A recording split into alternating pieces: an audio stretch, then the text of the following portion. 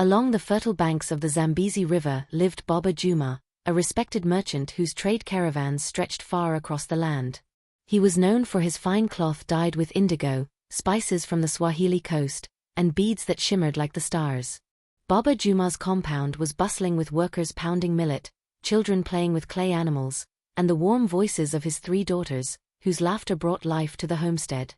Of them all, ZURI was the most beloved, a daughter whose beauty and kind heart were praised by griots and travelers alike. Her skin glowed deep and dark like fertile soil after rain, and her braids were adorned with cowrie shells that clicked softly as she moved. Yet fortune can be as fleeting as the summer rains. One season, Baba Juma's caravan was ambushed by ruthless bandits who took everything: his goods, his gold, even the oxen that pulled the wagons.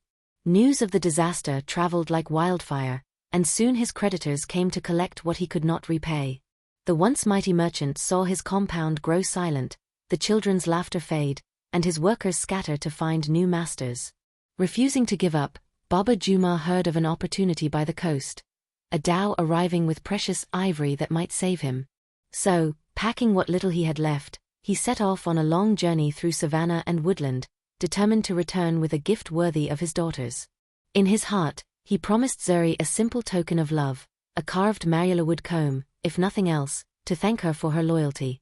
But destiny, woven by ancestors and spirits alike, was waiting to test him in ways no merchant could ever predict.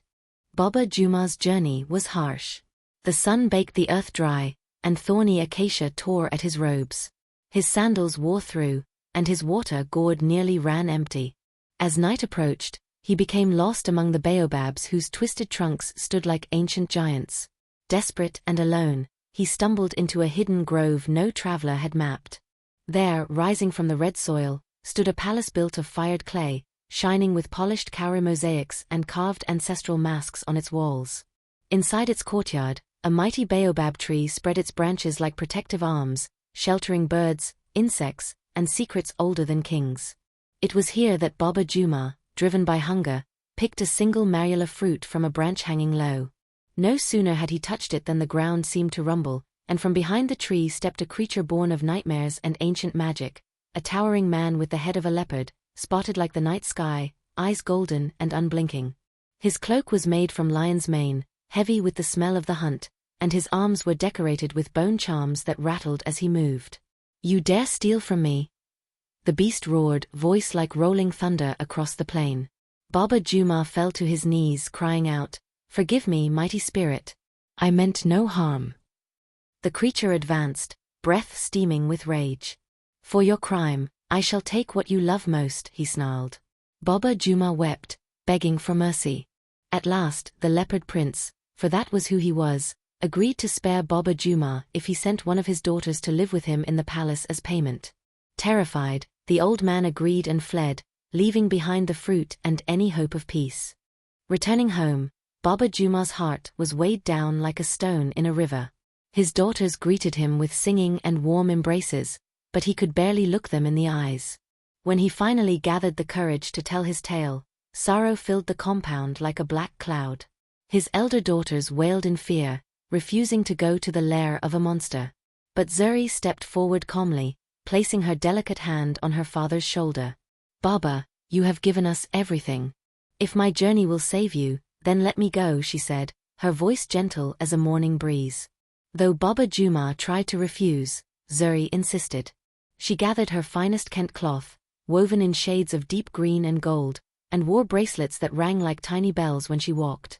Her sisters wept, braiding her hair with the finest cowries they could find, as a blessing for protection on her path. Before dawn, ZURI set out with her father to the leopard prince's palace. They traveled past tall sugarcane fields, through mango groves rich with fruit, until they reached the grove where the palace stood. There, Baba Juma said goodbye with tears in his eyes, blessing her with the names of their ancestors. "May Nia, Osha, and Chiku walk with you, my child."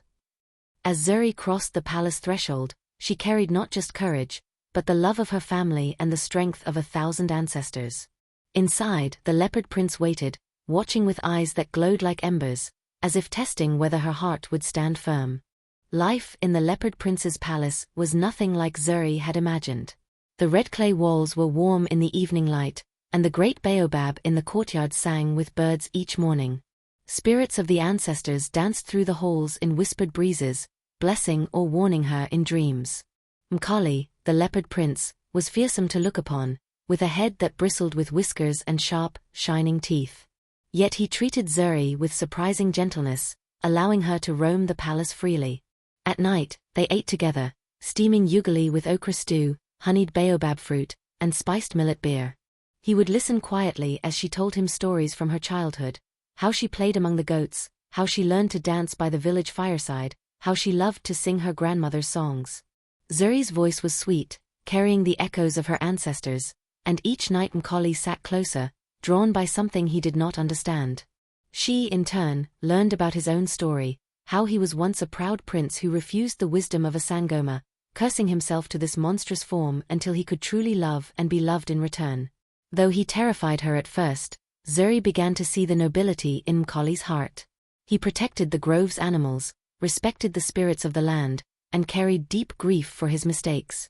In the moonlight, ZURI found herself drawn to him, her fear slowly replaced by compassion. As the rainy season approached, ZURI's bond with Mkali grew. She taught him songs in her mother tongue, rhythmic chants that honored ancestors and called for blessings. Together, they danced around the baobab, moving their feet to the beat of a drum carved from a hollowed log. Mkali clumsily tried to follow her steps, the beads around his neck jingling in time with hers, and for the first time in many years he laughed. ZURI also learned the palace's secrets. Hidden in the leopard prince's chambers were shrines to the ancestors of his kingdom, carved wooden statues, wrapped in red and white beads, with offerings of millet and kola nuts left each week. The spirits here were restless, still remembering the arrogance that had doomed their prince. Through prayer and ritual, ZURI calmed them. She burned dried sage, chanted their praises, and invited them to witness her growing love for Mkali. Slowly, the palace began to feel less like a prison and more like a true home. Yet in her heart, ZURI worried about her family. One day, she begged Mkali to let her return to Baba Juma's compound, just for a while, to see if he was well. Mkali's golden eyes dimmed with sorrow, but he agreed. "Come back to me, ZURI," he pleaded. "I do not wish to be alone again." ZURI returned to her father's compound to find it thriving again, thanks to a gift of gold Mkali had secretly sent to Baba Juma. Her sisters rejoiced, and her father, though older and thinner, embraced her with joy. For a time, ZURI felt torn between two worlds. Her family, who needed her, and Mkali, who had changed from a beast to a gentle friend. Her sisters, seeing the shine in her eyes, teased her gently. "Is it true you have tamed a leopard?" they asked, laughing. ZURI smiled but kept silent, holding close the secret of Mkali's heart. As days turned to weeks, a restlessness grew in her spirit. Her dreams were haunted by the image of Mkali, lying alone under the baobab tree, growing weaker each night. One morning, the ancestors sent her a sign. A dove landed on her window, carrying a single leopard whisker. ZURI knew then that Mkali's life was tied to her love, and that he was dying without her presence. Without delay, she gathered her cowries, wrapped herself in her finest cloth, and returned to the hidden grove. The palace felt colder than she remembered, the birds gone silent. There, beneath the mighty baobab, Mkali lay dying, his breath shallow, eyes dull with grief. ZURI ran to Mkali's side, cradling his spotted head in her arms. Tears fell upon his fur as she wept, singing the ancestral songs they had shared, reminding him of the hope and love they had kindled together. "Mkali," she whispered, "I see the true heart beneath your mask. I love you as you are, and as you will be." In that moment, the baobab seemed to shiver. A wind swept through the palace, rattling the charms and offerings. The ancestors had heard her vow.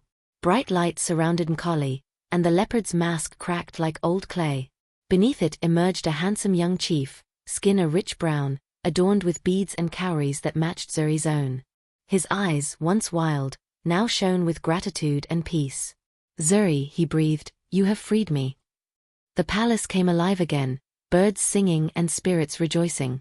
ZURI and Mkali, now fully a man once more, walked together through the courtyard hand in hand, beneath the branches of the baobab. They would rule this land with kindness and justice, honoring both his ancestors and hers, blending two worlds into one powerful legacy. And so their love became legend. sung by griots, painted on mud walls, and told around fires for generations, a tale of courage, redemption, and the power of a heart unafraid to love even the strangest of beasts.